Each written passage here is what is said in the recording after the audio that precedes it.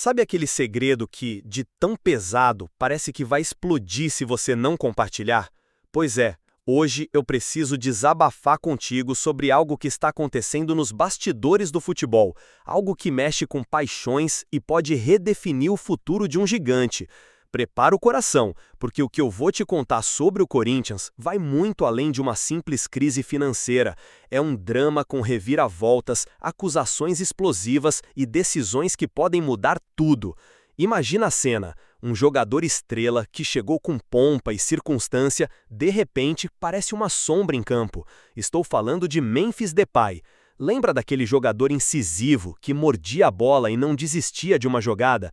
Pois é, o que se vê ultimamente é uma lentidão desconcertante, uma apatia que levanta as sobrancelhas.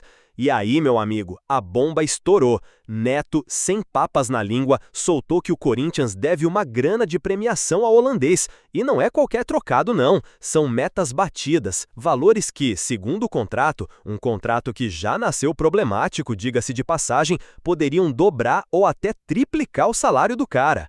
Agora pensa comigo, você trabalharia com o mesmo afinco sabendo que o combinado não está sendo cumprido? Pois é, e o Neto foi além, cutucando uma ferida antiga. Em um ano de presidente, o plano dos caras é vender o Corinthians. Pesado, né? Mas a tempestade não para por aí. Esse descontentamento do Memphis, essa suposta dívida, é só a ponta de um iceberg gigantesco. A Nike quer sair? Não. A Adidas quer o quê? Entrar.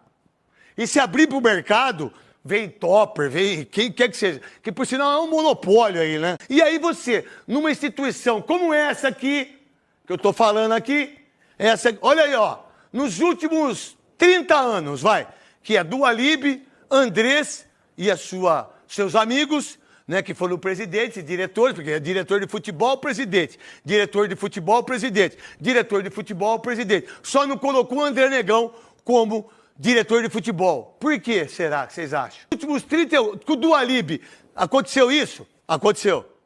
Tanto é que ele foi destituído do cargo. Que fizeram uma parada e depois fizeram uma pizza para ele pelos 100 anos dele. Certo? Aí, com o Andrés, aconteceu isso? Aconteceu. Mário Gomes, aconteceu isso? Aconteceu. Com o Roberto Andrade, aconteceu? Aconteceu.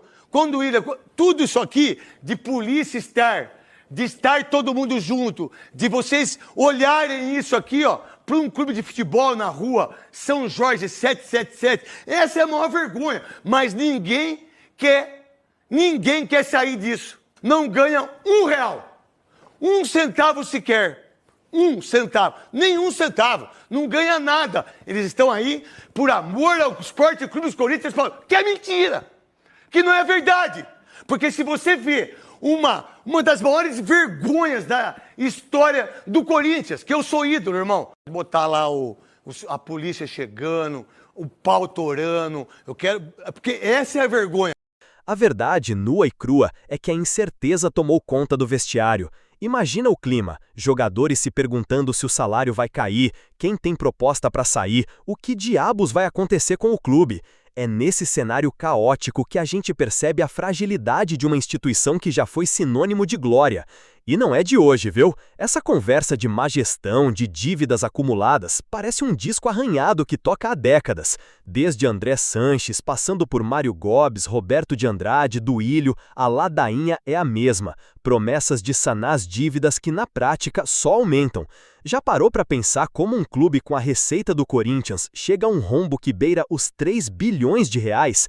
É de cair o queixo. É como se uma torneira de dinheiro estivesse aberta, mas o ralo fosse ainda maior.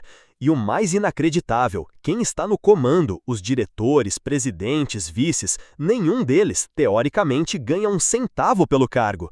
Dizem que é por amor ao clube. Mas que amor é esse que assiste passivamente a essa sangria, a essa maior vergonha, como disse o próprio Neto, um ídolo do clube? Parece um jogo de cartas marcadas, onde o poder é o prêmio e o clube a grande vítima. E quando a gente acha que o fundo do poço chegou, surge uma luz, ou talvez uma nova camada de complexidade. Fabinho Soldado, o executivo de futebol, estava com um pé fora do Corinthians. Tinha proposta do Santos, uma promoção para ser CEO, outros 2 clubes da Série A sondando. Tudo indicava uma saída. Mas, numa reviravolta surpreendente, ele decidiu ficar. Refletiu, conversou com a família e entendeu que justamente na crise o trabalho dele poderia se sobressair. Ele apostou na permanência, sentiu-se valorizado e quis ser grato a quem abriu as portas. É um respiro de profissionalismo em meio ao caos, uma demonstração de que nem tudo está perdido quando há quem encara o desafio. Mas a pergunta que fica é: até quando figuras como ele conseguem remar contra essa maré de problemas estruturais? Agora você deve estar se perguntando: tá, mas o que tudo isso muda na minha vida? O que eu ganho sabendo desses podres? E eu te digo, muita coisa. Primeiro, você deixa de ser um torcedor iludido e passa a entender as engrenagens por trás do espetáculo. Você começa a perceber que a performance em campo, muitas vezes, é reflexo direto do que acontece nos escritórios. Essa informação te dá poder de cobrança, te faz questionar as narrativas oficiais. E mais, te ensina sobre gestão, sobre como a falta de planejamento e responsabilidade pode afundar qualquer organização, seja ela um clube de futebol ou uma empresa. Aprender com os erros dos outros é uma forma inteligente de não cometê-los, concorda? O Corinthians, infelizmente, tem sido um estudo de caso de como não administrar, contratar sem ter dinheiro, fazer acordos mirabolantes que não pode cumprir, gastar mais do que arrecada. É a receita do desastre. É como estar no vermelho e, ao invés de cortar gastos, sair comprando ainda mais. Não tem como dar certo.